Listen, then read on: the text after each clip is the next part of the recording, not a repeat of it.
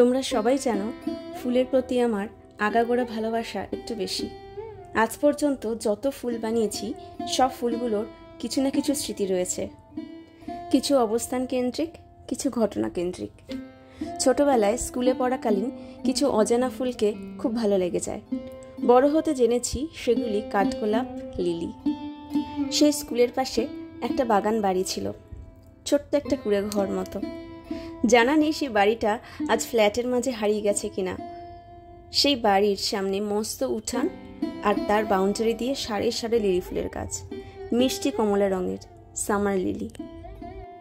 সত্যি বলতে ভীষণ ইচ্ছে করতো ফুলটাকে ছেঁড়ার, কিন্তু শুধু ছুঁয়ে দেখতাম, আমার ওটাতেই শান্তি ছিল।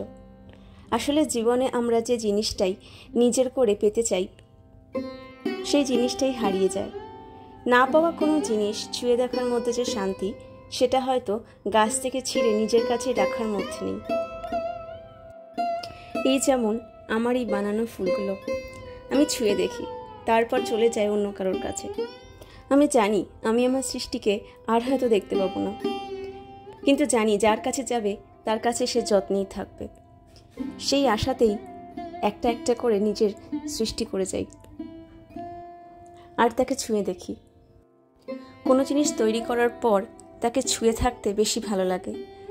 এই 10 মিনিট ছোঁয়ার মধ্যে আমার 10 দিনের টানা পরিশ্রম থাকে, আর আমার 10 দিনের টানা পরিশ্রম তোমাদের কাছে 10 বছর 20 বছর করে থেকে যাবে।